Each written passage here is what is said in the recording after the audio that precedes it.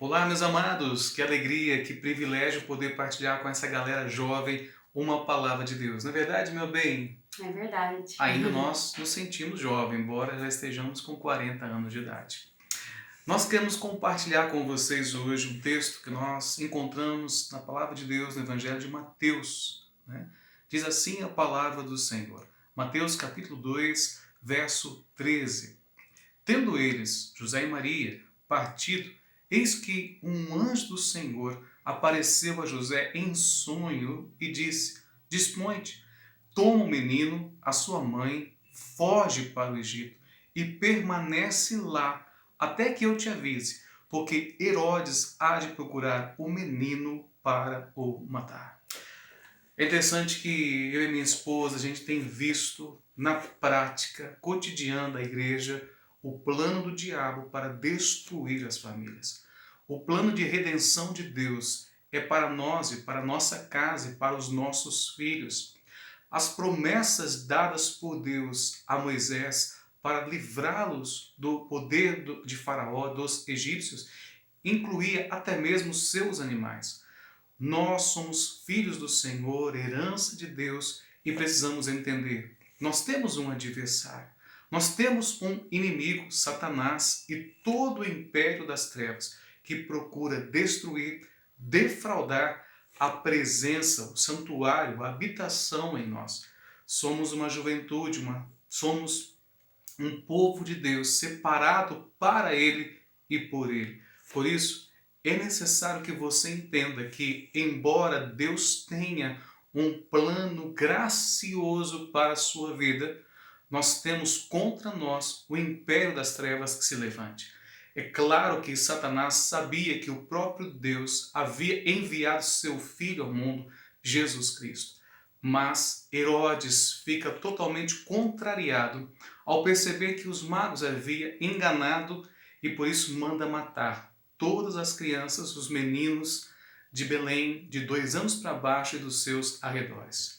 E é interessante que Deus revela a José em sonho, dizendo: foge para o Egito. Deus está preservando uma família, porque havia um libertador. E não é verdade, meu bem, quando a gente olha para essas famílias, a sua casa, e a gente pergunta: embora Satanás tenha se levantado tanto contra a tua vida, contra a tua casa, por que você ainda permanece em pé? São tantas as atrações do mundo, são tantas as afrontas, as lutas do diabo contra a sua vida. O que lhe faz permanecer em pé? É simples. Deus está movendo o nosso coração, Deus está se revelando a nós, assim como Deus se revelou a José em sonho.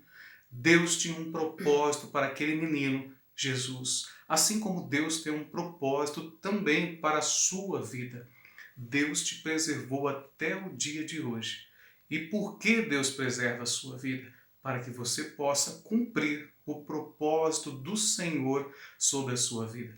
Quando Jesus atinge a maioridade, os seus 30 anos de idade, começa o seu ministério terreno, ele começa lendo a profecia do profeta Isaías, capítulo 61.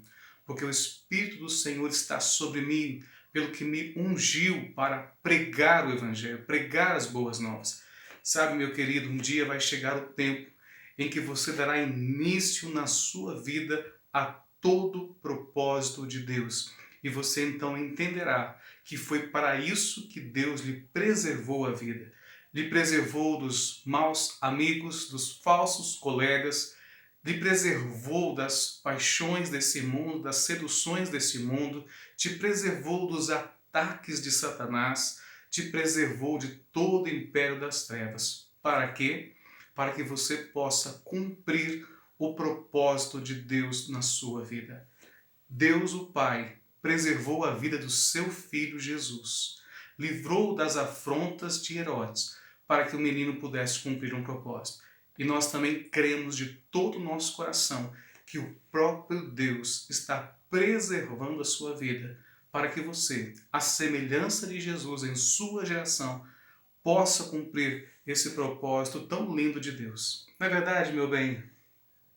É verdade, mas há um processo, né? Antes de chegar nesse propósito. E o diabo vai fazer de tudo, a começar a destruir aquilo que Deus instituiu, que é a família. E é interessante a gente observar que o diabo ele usa os maiores referenciais de autoridade na nossa vida para nos ferir, que é a família. E é tão interessante isso porque a gente tem vivido em famílias totalmente destruídas.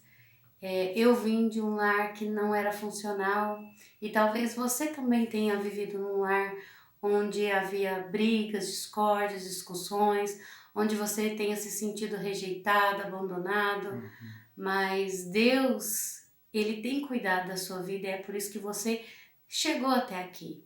E para cumprir esse propósito há um processo. Embora o diabo tenha tentado te destruir de todas as formas, você chegou até aqui porque Deus tem um propósito na sua vida e eu creio de todo o meu coração que esse propósito será cumprido na sua vida e é preciso curar. É preciso a gente entender que a gente tem um pai que tem cuidado das nossas vidas até o dia de hoje. E esse pai muitas vezes não é como nosso pai, que falhou, né, que não cuidou como deveria ter cuidado, que não protegeu como deveria ter protegido, mas ele é um pai perfeito. E nele a gente encontra tudo que a gente precisa para chegar nesse propósito. E não há melhor lugar, não há lugar mais perfeito que traga mais paz ao nosso coração do que estar no centro da vontade de Deus. E a gente precisa entender e ser curado no nosso coração daquilo que a gente já viveu até o dia de hoje, mas entender que tudo que a gente viveu, tudo que a gente passou, vai servir para cumprir esse propósito. Amém. É interessante bem que Deus preservou a sua vida, Deus preservou a minha vida, não que nós em algum momento não tivéssemos aberto as portas do nosso coração para o império das trevas. Se o diabo veio, se não para roubar, matar e destruir, a pergunta que eu faço é: por que ele não nos roubou, não nos matou e não nos destruiu se você já em algum momento abriu as portas da sua vida? É simples. Da mesma forma que Deus preservou a vida de Jesus, embora Jesus não tivesse pecado, Deus também de forma graciosa, misericordiosa, tem preservado a nossa vida, ainda que por algum momento nós tenhamos dado liberdade ao império das trevas. E é importante notar esse fato de que o diabo não arromba portas, ele apenas entra por portas abertas. E é por isso que o plano do diabo para a sua vida é fazer com que você abra as portas do inferno e entre para saber o que tem lá dentro. Uma vez que você entrou, você se torna refém do diabo. Uma vez que você entrou nos prazeres carnais, nos prazeres desse mundo, nos prazeres dos vícios, das drogas, das amizades que não contribuem para o teu bem, você precisa de um libertador. E quem é esse libertador? É Jesus. Jesus é aquele que preserva a família, preserva a vida, preserva o propósito. E foi para isso que Deus tem levantado você, para ser um libertador na sua geração, dessa moçada, dessa galera de Deus, desse povo que anda desgarrado do Senhor como ovelhas, não de Deus, mas longe do aprisco de Deus, que precisam ser resgatadas. Deus escolheu a mim e a você para cumprir esse propósito de Deus. Foi para isso que Deus nos chamou e nos tem preservado a nossa vida. Queremos ter o privilégio de orar com você e quero pedir para minha amada esposa orar nesse momento. Queremos orar pedindo a proteção, a bênção e que Deus esteja preservando o seu chamado, a sua vocação nesse tempo. Amém. Pai, nós te agradecemos por esse privilégio. Obrigado, Deus. Que o Senhor seja com cada jovem, ó Deus, com cada coração, tratando, ó Deus, as emoções, tratando, ó Deus, tudo aquilo que eles já enfrentaram até o dia de hoje, Pai. Amém. Restaura a identidade, restaura, Deus, a comunhão, para que, ó Deus, eles cumpram o propósito do Senhor, ó Deus, nessa geração, em nome de Jesus, ó Deus. Nós os abençoamos com toda sorte de bênção, ó Deus.